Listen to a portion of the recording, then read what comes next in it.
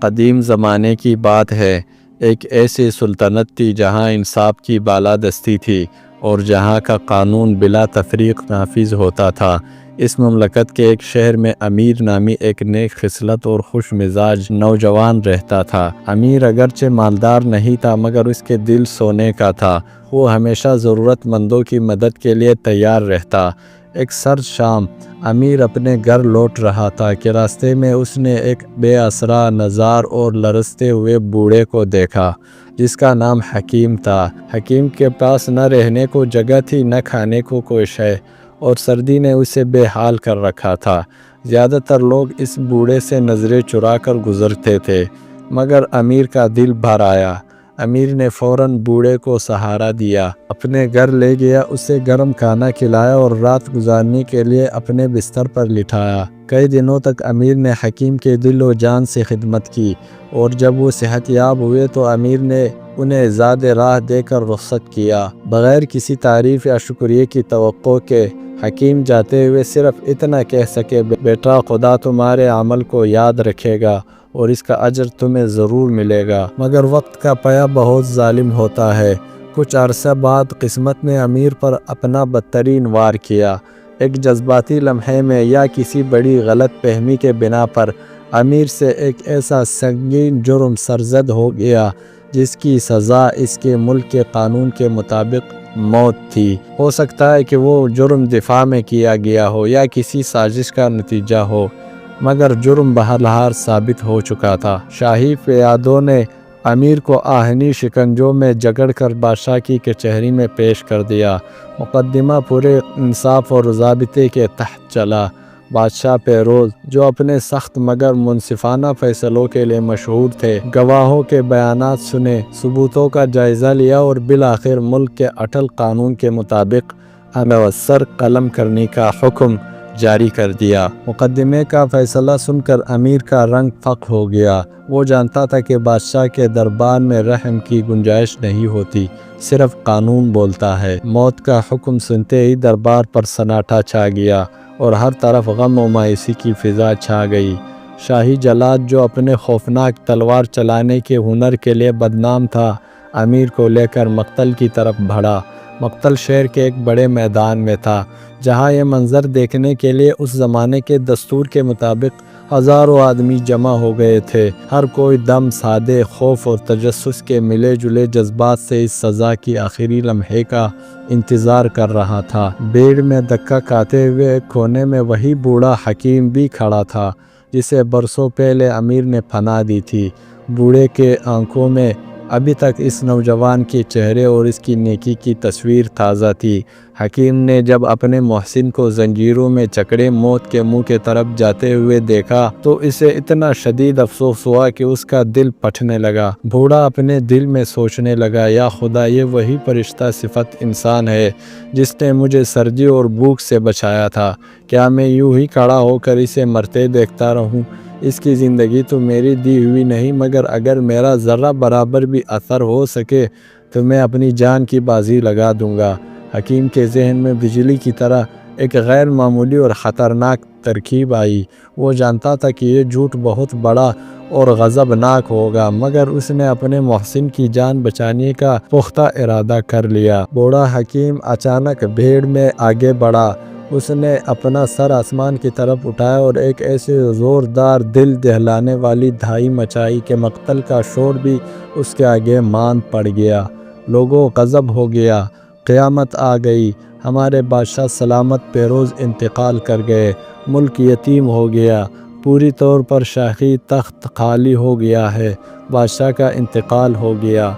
بوڑھے کی آواز پر اتنا پختہ یقین اور خوف تھا کہ وہ ہزاروں لوگوں کے دلوں کو چھو گیا۔ ایک لمحے کے لیے تو سب کو یہ مذاق لگا، مگر پھر لوگوں میں قلب گئی۔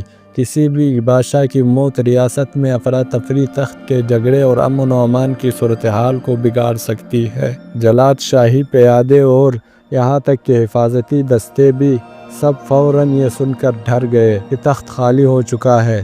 تلواریں اور تلواروں کے میاں وہیں پھینک دیے گئے اور ہر کوئی جلدی سے شاہی محل کی طرف دوڑا تاکہ وہ نئے حالات کا جائزہ لے سکے یا تخت کی جنگ میں اپنا حصہ ڈال سکے۔ اس اچانک اور مکمل افراتفری میں جہاں ہر شخص اپنی اپنی فکر میں مبتلا تھا، نوجوان امیر کو وہاں سے بھاگنے کا ایک بہترین اور فیصلہ کن موقع مل گیا۔ وہ اپنے ہاتھ پاؤں کھول کر جلادوں کے تلواروں کے سائے سے دور بھاگتا چلا گیا۔ بوڑھے کی یہ افواہ سچ تو نہ تھی، یہ تو صرف ایک ڈرامہ تھا۔ شاہی محل میں پہنچ کر لوگوں کو چند ہی لمحوں میں معلوم ہو گیا کہ بادشاہ فیروز تو صحیح سلامت اور اپنے تخت پر براجمان ہے۔ لوگوں نے بوڑھے کی اس حرکت کو ایک ناقابل معافی بغاوت اور فساد قرار دیا۔ بادشاہ نے فوراً حکم دیا کہ اس جھوٹی خبر پھیلانے والے شخص کو گرفتار کیا جائے۔ شاہی پیادوں نے بوڑھے حکیم کو محل کے باہر سے گرفتار کیا اور انہیں بادشاہ کے سامنے پیش کر دیا۔ بوڑھے نے ذرا بھی مزاحمت نہیں کی، جیسے وہ اپنے انجام کو جانتا ہو۔ بادشاہ نے غصے اور حیرت کے ملے جلے جذبات سے اس سے دریافت کیا، اے شخص، تو نے یہ غضب کیوں کیا؟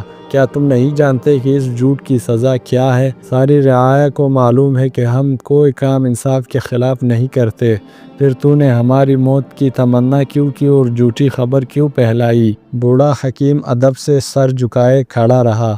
اس نے بادشاہ کو دیکھا اور پھر پرسکون اور مگر پر اعتماد آواز میں بولا، عالم پناہ، میں ایک ادنا اور غریب شہری ہوں اور مجھ میں آپ کی موت کی تمنا کرنے کی جرأت کہاں؟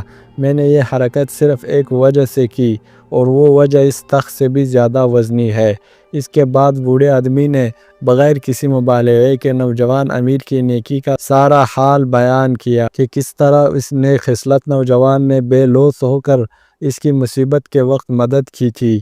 بوڑھے نے کہا کہ وہ آج اپنی جان بھی دے دیتا تو اس نوجوان کا احسان نہیں چکا سکتا تھا۔ بوڑھے نے اپنے بات ختم کرتے ہوئے نہایت دلیری سے یہ اعتراف کیا، جہاں پناہ، میں نے یہ جھوٹ صرف اس لیے گڑا تھا تاکہ نیکی کا بدلہ کسی صورت بھی موت نہ ہو۔ میں نے نیکی کی عظمت کی خاطر قانون کو ایک لمحے کے لیے نظر انداز کیا اور اب میں آپ کے ہر حکم کو قبول کرنے کے لیے تیار ہوں۔ بادشاہ فیروز نے یہ ساری کہانی نہایت غور سے سنی۔ وہ نیک دل، خدا ترس اور نیکی کے اہمیت کو سمجھنے والا شخص تھا۔ اس کے دل پر بوڑھے کے اس عجیب و غریب وفاداری اور اخلاقی جرأت کا گہرا اثر ہوا۔ بادشاہ نے ایک لمحے کے لیے اپنے آنکھیں بند کی اور پھر فیصلہ سنایا، ہم تسلیم کرتے ہیں کہ تم نے قانون توڑا، مگر تم نے ایک عظیم نیکی کے بدلے میں ایسا کیا۔ نیکی کی قدر اور وفاداری کی اہمیت قانون سے بھی اونچی ہے۔ تمہارا مقصد نیک تھا اور تم نے اپنی جان خطرے میں ڈال کر احسان کا بدلہ چکایا۔ ہم اس جرم کے بدلے تمہیں معاف کرتے ہیں۔ نہ صرف یہ بلکہ بادشاہ نے حکیم کی وفاداری اور جرأت سے متاثر ہو کر انہیں انعام و اکرام سے بھی نوازا اور حکم دیا کہ انہیں عزت کے ساتھ دربار سے رخصت کیا جائے۔ ادھر نوجوان امیر قتل سے فرار ہو کر تھکا ہارا آفتان و خزاں جنگلوں اور ویرانوں میں بھاگتا چلا جا رہا تھا۔ اچانک راستے میں اسے ایک واقف حال شخص ملا جو اسے دیکھ کر حیران رہ گیا۔ واقف حال نے ہکلاتے ہوئے پوچھا، ارے امیر، تم زندہ ہو؟ تمہارا مقدمہ تو موت کا تھا، تم تلوار سے کس طرح بچ گئے؟ نوجوان امیر نے ایک ٹھنڈی آہ بھری اور مسکراتے ہوئے اپنے کپڑوں سے گرد جھاڑی۔ اس نے جواب دیا، جو اس کہانی کا سب سے بڑا سبق ہے، یہ ایک ادنا سی نیکی کے باعث ہے۔